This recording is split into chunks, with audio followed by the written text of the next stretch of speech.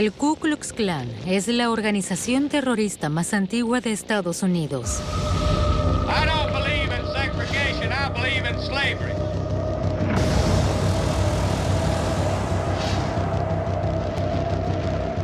El llamado Imperio Invisible surgió después de la Guerra de Secesión y se convirtió gradualmente en un violento grupo de vigilantes que aterrorizaban a los esclavos liberados.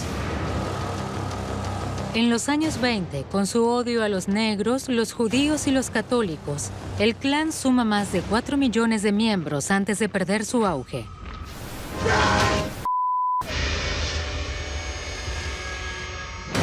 Después de la Segunda Guerra Mundial, el Imperio Invisible cobra nuevas fuerzas. Su objetivo sigue siendo el mismo: asegurar la supremacía blanca por todos los medios.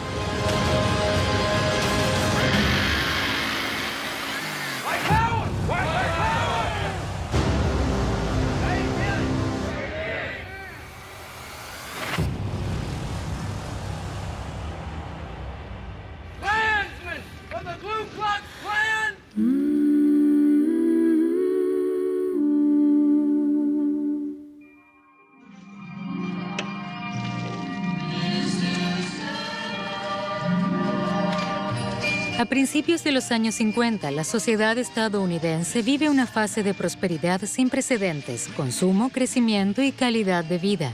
Es el lema de la mayor potencia económica del mundo.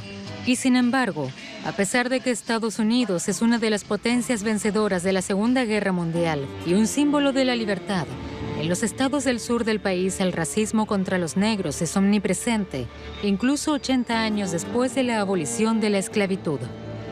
Los descendientes de africanos no tienen ninguna posibilidad de conseguir trabajos cualificados o atención médica, y mucho menos una buena educación. Para ellos, las puertas de la prosperidad están cerradas. En mi infancia, aquí en Birmingham, a los afroamericanos no se nos permitía sentarnos a comer en ningún restaurante o probarnos ropa en los grandes almacenes. Por ejemplo, si mi madre quería comprarnos zapatos, no nos permitían probárnoslos. Tenía que dibujar nuestros pies en un papel que mostraba a los vendedores y trataban de encontrar el número adecuado. Poco a poco, el sistema de segregación comienza a tambalearse. Un primer punto de inflexión importante es el 17 de mayo de 1954, cuando el Tribunal Supremo declara inconstitucional la llamada segregación racial en las escuelas estatales. En adelante, las escuelas ya no podrán rechazar a los niños negros. Esta sentencia desata la ira popular en los estados del sur.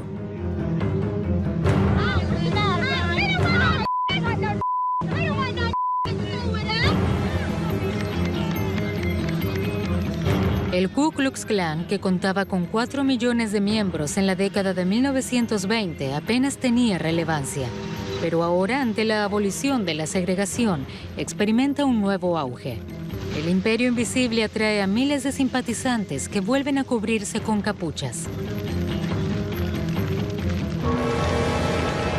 They want to throw white children and colored children into the melting pot of integration, out of which will come a conglomerated, mongrel class of people. Both races will be destroyed in such a move. Los afroamericanos se rebelan. El movimiento por los derechos civiles exige justicia. En diciembre de 1955, Rosa Parks se niega a ceder su asiento en el autobús a un pasajero blanco. Al mismo tiempo, el pastor Martin Luther King lanza una protesta pacífica para lograr la igualdad entre negros y blancos.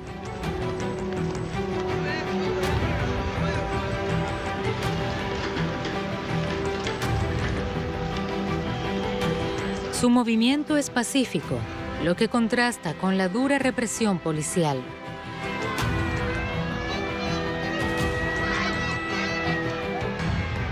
Los afroamericanos exigen con determinación el fin de la llamada segregación. Pero ni los miembros del Ku Klux Klan ni los políticos del sur están dispuestos a renunciar a su posición de poder. George Wallace, gobernador de Alabama, es el ejemplo de la postura segregacionista de línea dura. In the name of the greatest people that have ever trod this earth, I say segregation now, segregation tomorrow, and segregation forever.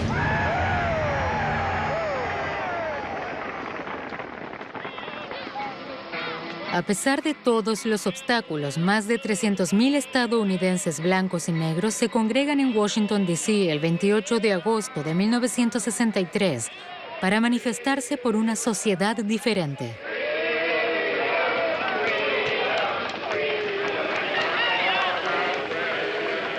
La marcha sobre Washington ocupa un lugar destacado en la historia de Estados Unidos.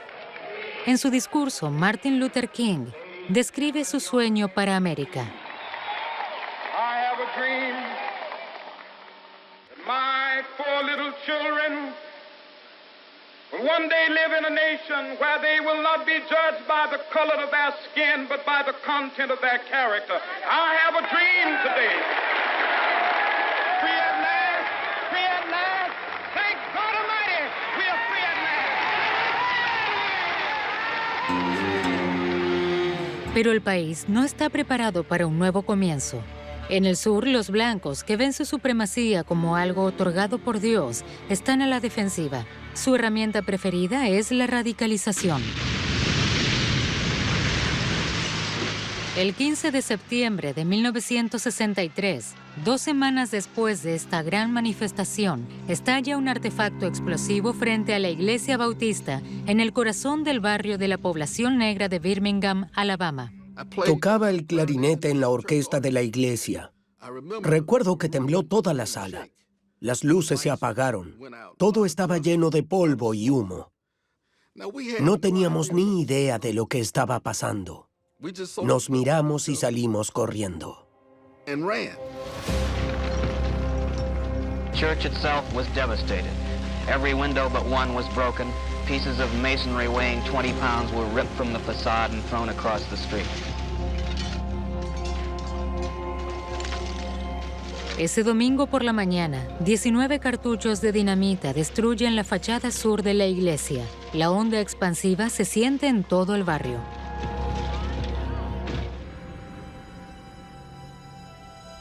Cuatro niñas que estaban en la escuela dominical fueron asesinadas: Carol Robertson, Eddie Mae Collins, Cynthia Wesley y Denise McNair. Ninguna tenía más de 14 años. 4 preciosas vidas humanas: Addie, Denise, Carol, Cynthia.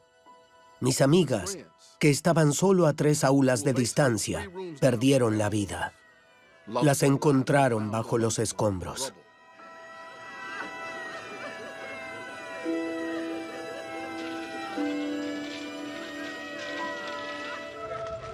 Desde la década de 1950, Birmingham es conocida como Bombingham por los frecuentes atentados con bomba que sufre. Pero esta vez el lugar del ataque y la corta edad de las víctimas conmocionaron a todo el país.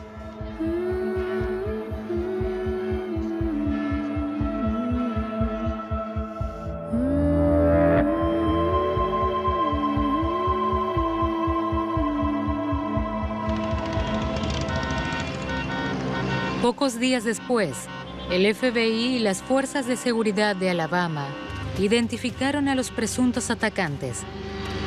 4 miembros de un grupo local del Ku Klux Klan son interrogados, entre ellos Robert Chambliss, también conocido como Bob el Dinamita.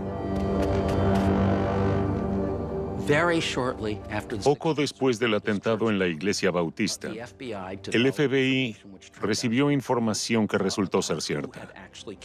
Se trataba de quién había puesto la bomba. Enviaron el expediente a la sede de Washington, pero el jefe del FBI, J. Edgar Hoover, se negó a transmitirlo a los fiscales del Departamento de Justicia. El archivo permaneció allí durante muchos años, así que los agentes del FBI que investigaban sabían quiénes eran los asesinos y terroristas. pero la dirección del FBI impidió su persecución durante décadas.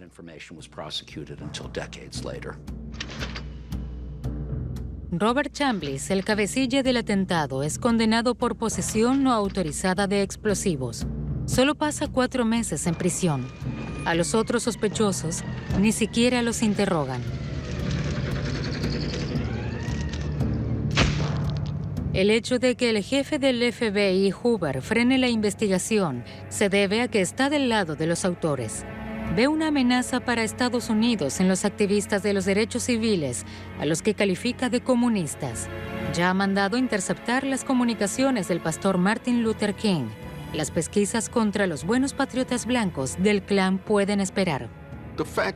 Cuando al principio no hubo condenas, a pesar de que probablemente conocían a los autores, quedó claro que estaban tratando a los afroamericanos como de costumbre. La impunidad atrae aún más violencia. El Klan se centra en un grupo, los defensores de la denominada igualdad racial. En junio de 1964, se denuncia la desaparición de 3 jóvenes activistas de los derechos civiles, 2 blancos de confesión judía y un afroamericano. Tras una breve estancia en la ciudad de Meridian, Mississippi, fueron detenidos por la policía local por exceso de velocidad y puestos de nuevo en libertad. El ayudante del sheriff, Cecil Price, es la última persona que los vio. Andrew Goodman, James Sheney y Michael Schwerner habían desaparecido. Inmediatamente se pone en marcha una operación de búsqueda, ya que Mississippi tiene una mala reputación. Es el estado federal de mayor racismo y se considera un bastión del Klan. El 23 de junio, 48 horas después de su desaparición, encuentran finalmente el auto. El coche estaba vacío y completamente quemado. Fue examinado cuidadosamente por los forenses, que no encontraron ninguna evidencia de un acto criminal.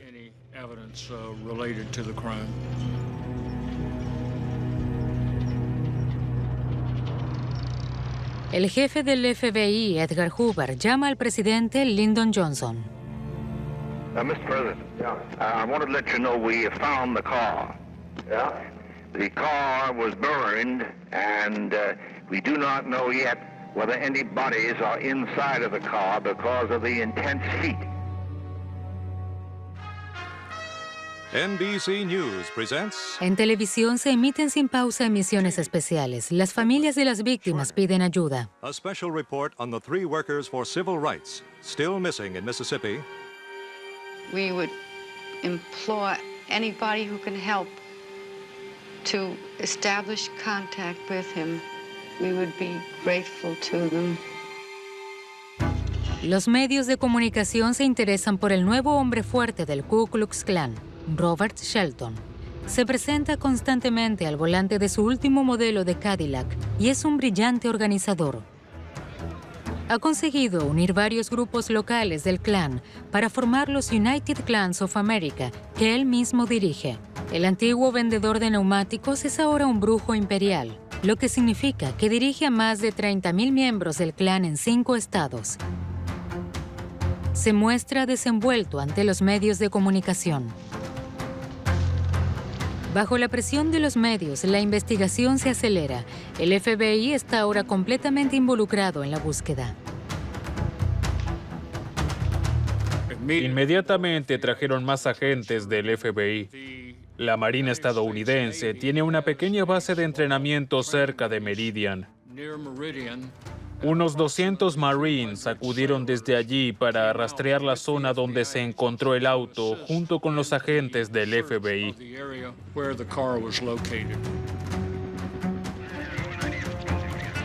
Al cabo de 45 días, la investigación da frutos. El 4 de agosto de 1964 se encuentran los cuerpos en una zona boscosa. El FBI ha conseguido hacer hablar a un testigo que ha declarado ampliamente. Una verdadera conspiración. Más de 15 hombres son detenidos. Entre los sospechosos se encuentra Samuel Bowers, un líder local del Klan. pero también los sheriffs Lawrence Rainey y Cecil Price, que habían detenido a los 3 activistas. Así que el crimen fue planeado. Los activistas de los derechos civiles estaban en la ciudad y cuando salían fueron detenidos por el suplente del sheriff y entregados al clan como si se tratara del Estado Mayor. Los miembros del clan que colaboraban con la policía esperaron cerca de la cárcel y los siguieron hasta la entrada de la ciudad.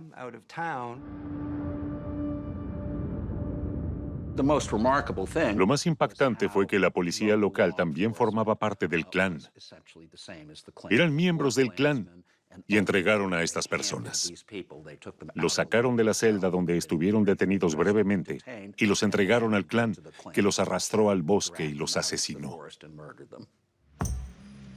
Se celebran numerosos juicios. Los criminales que planearon la detención de los activistas, su asesinato y el entierro de sus cuerpos con excavadoras son encarcelados y liberados varias veces. Pero en Mississippi, jurados blancos raras veces, por no decir casi nunca, condenaban a los asesinos de personas negras. El sheriff local era en realidad un suplente, el infame Cecil Price. La primera vez que Cecil Price fue juzgado y absuelto por un jurado de blancos, tenía esa temible sonrisa en el rostro. Se reía porque literalmente se había salido con la suya.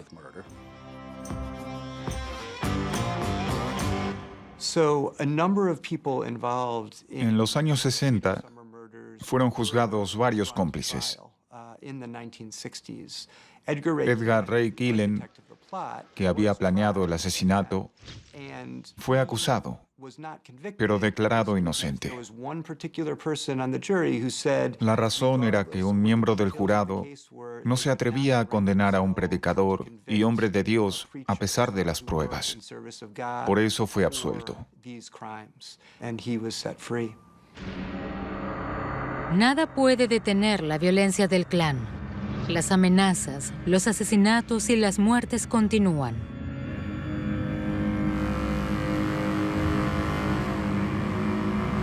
El clan sabe cómo adoctrinar a sus adeptos. And remember, the niggas that are giving you all the trouble, white folk, are the educated. Una vez que odias algo, el camino está despejado. Entonces pueden moldearte y adoctrinarte. Es un lavado de cerebro y se necesita mucho tiempo para deshacerse de eso. Los predicadores del odio llaman abiertamente a cometer crímenes. I got news for you. We're on the move too. I don't believe in segregation, I believe in slavery.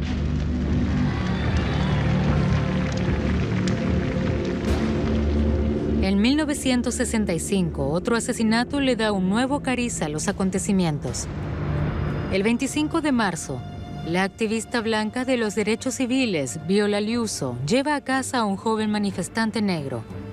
El auto de la activista llama la atención de algunos miembros del clan. La siguen y le disparan.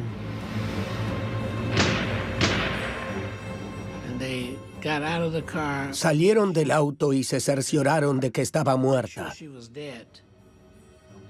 Había sangre por todas partes. Leroy Moton, un chico negro que estaba con ella en el coche, se agachó y se hizo el muerto. Como tenía sangre de ella en la cabeza, pensaron que los habían matado a ambos. Así es como sobrevivió. Siempre digo, ella dio su vida y al mismo tiempo salvó la suya con su sangre. The driver of this car was Mrs. Viola Liuzzo, mother of 5 children. A red and white sedan overtook her car. Several shots were fired. The driverless car veered off the highway and came to a stop at a cattle fence. Mrs. Liuzzo was dead. Esta vez el crimen se resuelve rápido, porque uno de los miembros del clan del auto de los atacantes es un informante del FBI, Gary Thomas Rowe. Este hombre informó inmediatamente al FBI de lo que había visto. Gracias a eso, los miembros del clan implicados en el asesinato fueron realmente acusados.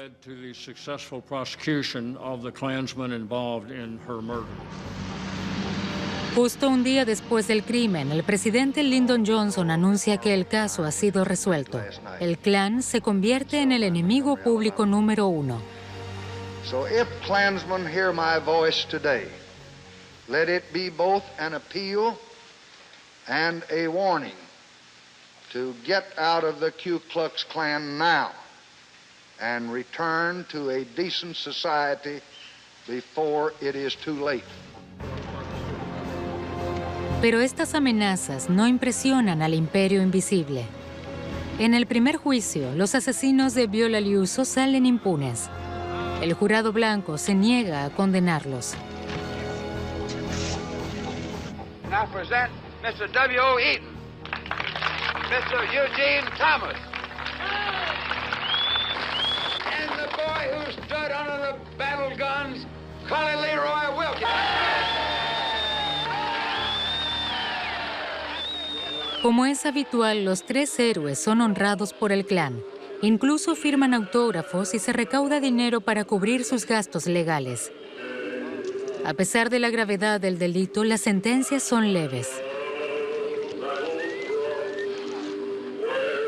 Pero el Ku Klux Klan está perdiendo la batalla contra los activistas de los derechos civiles y sus crímenes impunes pesan cada vez más.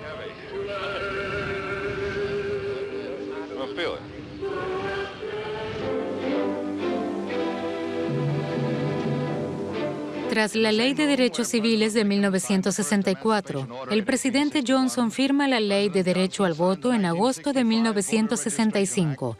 Todo lo que impida a los negros ejercer su derecho al voto está ahora prohibido. This law will ensure them the right to vote. Por fin, los afroamericanos pueden ejercer plenamente los derechos civiles que habían conseguido un siglo antes. Ante la presión política, el jefe del FBI, Edgar Hoover, pasa a la ofensiva. Sus agentes ya están vigilando a los comunistas y a los activistas de los derechos civiles. Ahora el Klan está también en su punto de mira. A regañadientes, Hoover pone en marcha más de 300 operaciones contra la sociedad secreta. Numerosos informantes de la policía asisten ahora a sus reuniones. Bajo la presión de los agentes del FBI, el Klan, que contaba con 15,000 miembros en 1967, pierde el 70% de sus seguidores a principios de los años 70.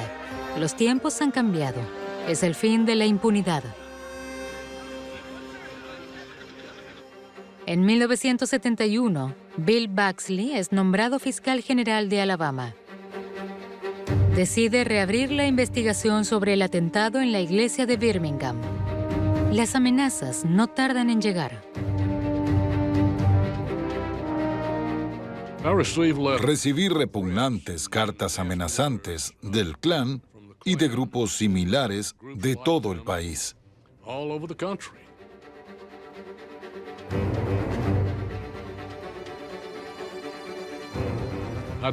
Una de estas cartas decía que yo perseguía a los patriotas blancos con mi investigación. El Klan exigió una respuesta y yo les dije, mi respuesta es, váyanse a la... puntos suspensivos. Solo que no usé puntos suspensivos.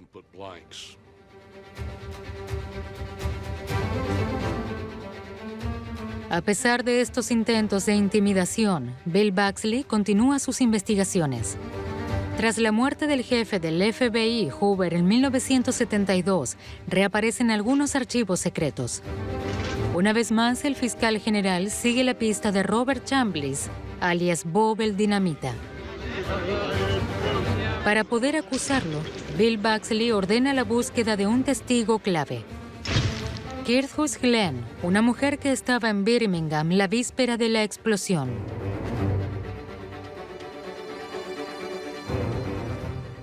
A las 2 de la mañana, vio un coche en el callejón con 4 hombres blancos dentro. Supo que había algo raro y anotó la matrícula. Cuando la bomba explotó a la mañana siguiente, llamó al FBI y le mostraron fotos de los sospechosos. Entre ellos, identificó a Robert Chambliss. In 1963, this church in Birmingham, Alabama was bombed and 4 black girls were killed in the explosion. Now, 14 years later, a criminal indictment has been returned in the case, and the white man indicted is 73 years old. Bill Baxley consigue que Robert Chambliss sea condenado a cadena perpetua en 1977, 14 años después del crimen.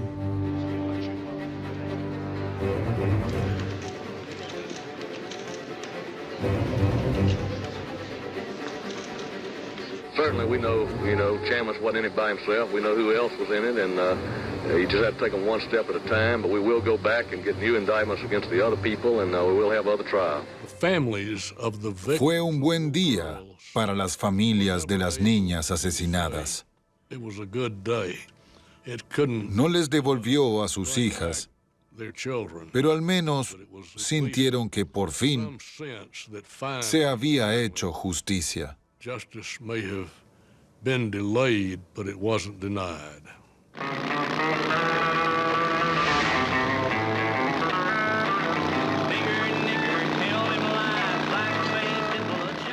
Good to see everybody from all over the country come here to stand up.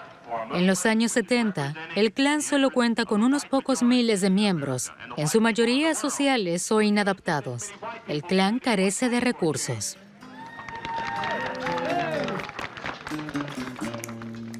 Un líder carismático insufla nueva vida al Klan. David Duke funda su propio grupo disidente en Luisiana, los Caballeros del Ku Klux Klan. El joven político incluso se presenta candidato a senador.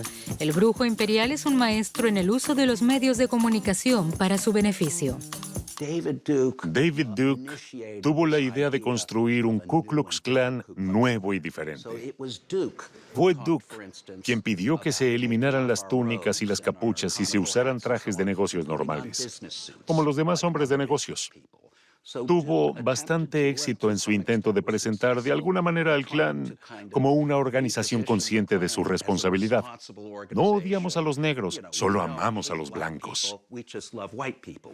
The American white people are searching and are reaching out for a movement to carry forth their ideals and their values, the dreams that they carry in their hearts. And the Ku Klux Klan is that movement.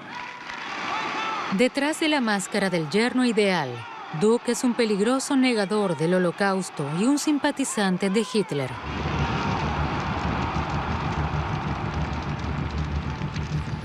A pesar de su popularidad, la estrella fugaz de la ultraderecha estadounidense es expulsada tras varias escisiones dentro de la organización.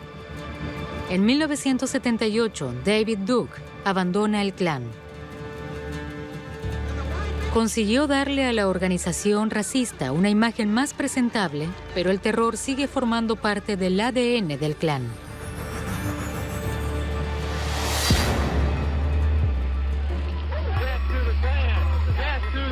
En noviembre de 1979, en Greensboro, una ciudad obrera de Carolina del Norte, un grupo de manifestantes comunistas protesta contra la formación de un frente unido racista por parte del Ku Klux Klan y el partido nazi estadounidense. Los miembros del Klan pasan en una caravana. De repente se producen disparos. Varias cámaras graban el ataque.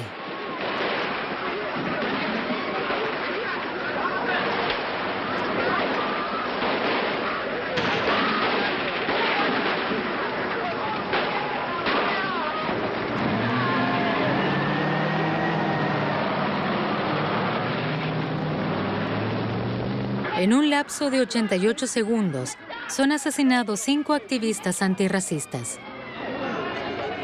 A pesar de que la masacre fue filmada, un jurado blanco absuelve a los asesinos.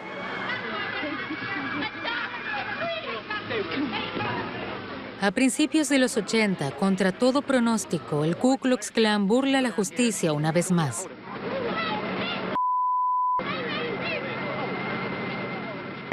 El imperturbable Robert Shelton, todavía al frente de los United Klans of America, sigue escupiendo obstinadamente su veneno. Today is nothing more than an animal as he is living in our society, riding in the streets. No es hasta 1981 que otro asesinato pone fin a esta larga impunidad.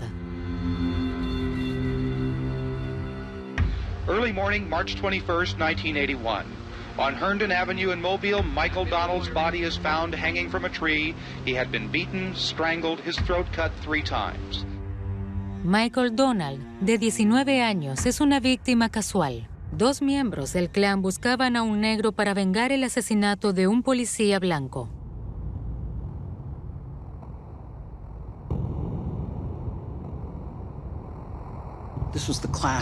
El típico aspecto terrorista. No se trataba solo de matar a una persona odiada. El asesinato de Michael Donald fue un mensaje para todos los negros de los estados del sur.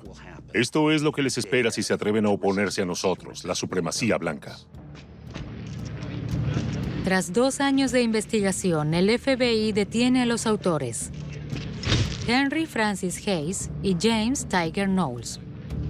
Hayes es condenado a muerte en la silla eléctrica, Knowles a cadena perpetua. Un hombre blanco recibe la pena de muerte por asesinar a un hombre negro. Algo así no había ocurrido en Alabama desde hacía mucho tiempo. Pero la madre de la víctima, Beulah Donald, no está satisfecha. Se pone en contacto con una organización de ayuda a las víctimas de la discriminación.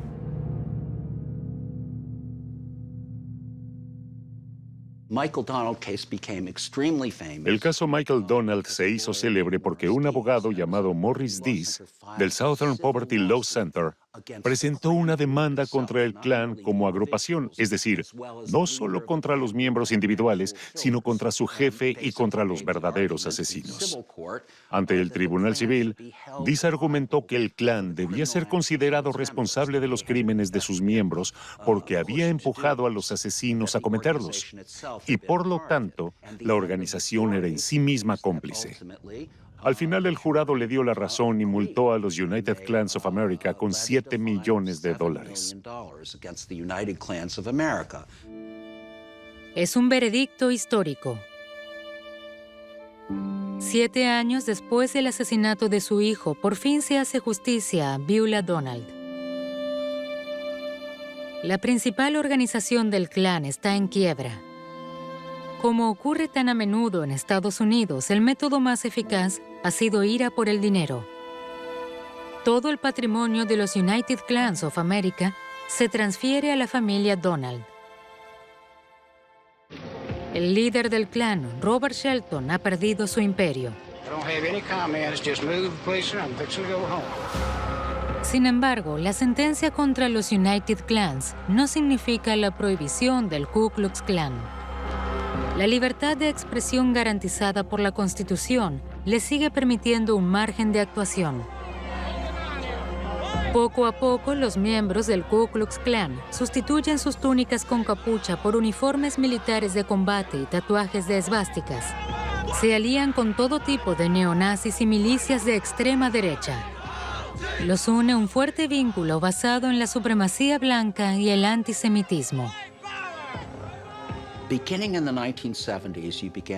A principios de los años 70, el Ku Klux Klan comenzó a colaborar abiertamente con los neonazis. Durante este periodo y hasta finales de los 80, la idea de que los judíos dirigían el país se extendió por toda la escena de la extrema derecha. Según esta teoría, el gobierno de Estados Unidos es un denominado gobierno sionista de ocupación. Esto hizo que los diferentes movimientos se unieran. Por eso, actualmente los miembros del Ku Klux Klan y los nazis marchan codo a codo en las grandes manifestaciones de la extrema derecha.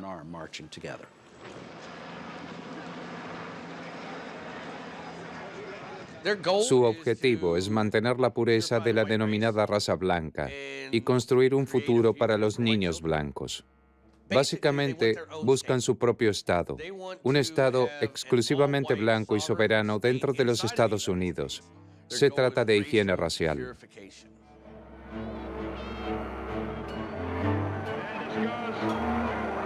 Pero tras décadas de violencia, la relación entre las fuerzas del poder ha cambiado.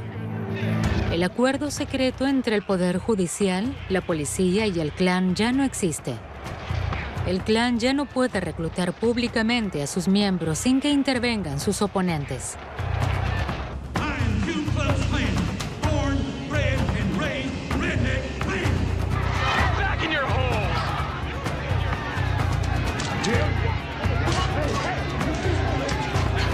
El Klan difunde ahora sus consignas a través de Internet. Sus acciones siguen una nueva estrategia, la del lobo solitario.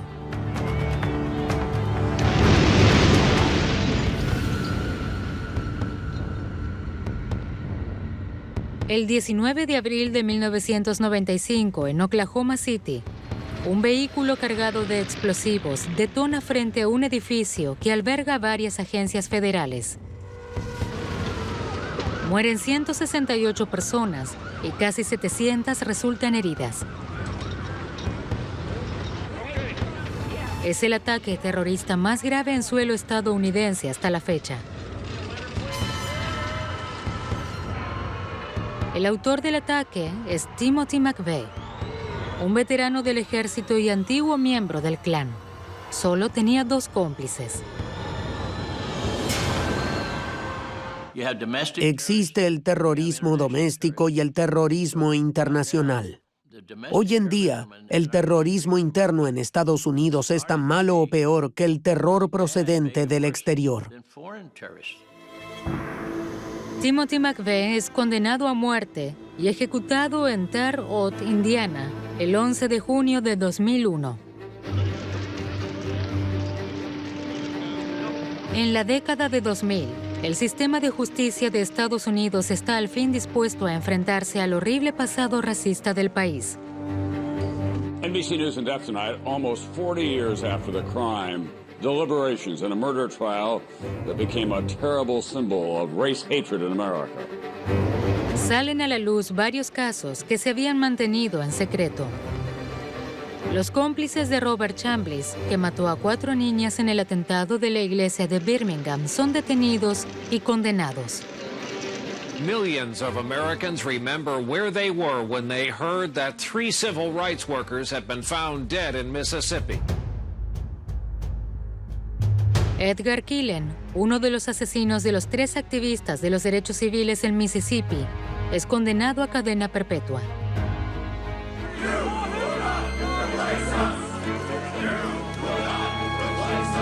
Hoy en día, el número de miembros del Ku Klux Klan y de otras organizaciones xenófobas vuelve a aumentar, como siempre que los supremacistas blancos ven amenazado su dominio.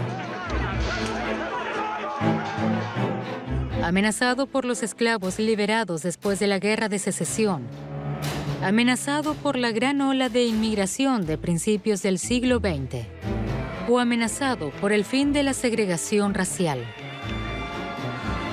Aunque los crímenes y actos de violencia racistas afortunadamente han disminuido respecto a los años 60, siguen siendo habituales.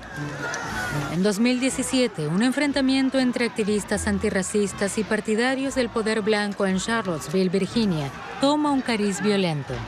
Un supremacista blanco embiste la multitud con su auto.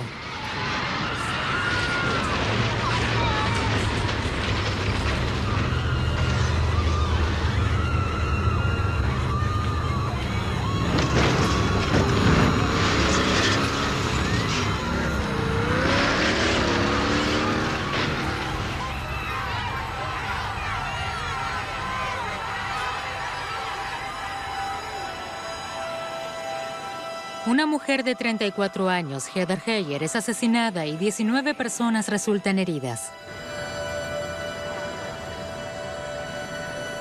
Le siguen más crímenes. En mayo de 2020, George Floyd es detenido por policías blancos. Lo matan a plena luz del día delante de testigos que graban la escena.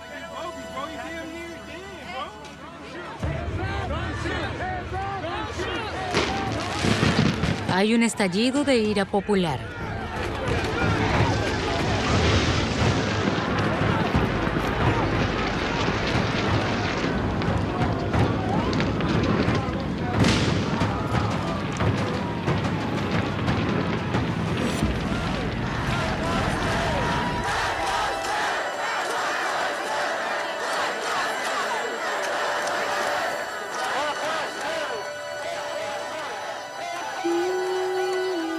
En Estados Unidos, el suelo en el que prospera el odio racial parece todavía fértil.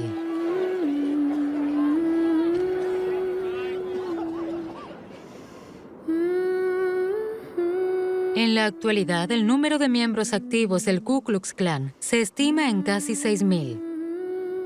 Sin embargo, los grupos supremacistas blancos han formado innumerables células. Tras más de 150 años, Estados Unidos aún no ha logrado derrotar a sus viejos demonios.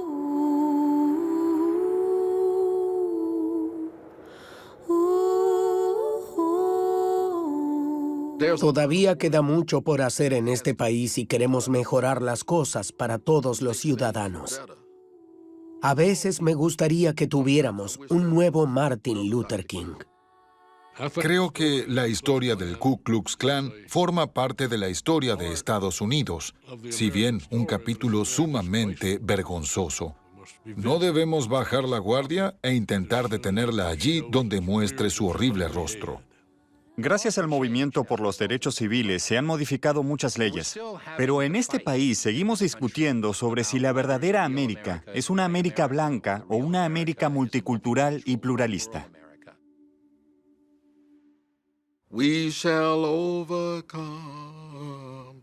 We shall overcome someday.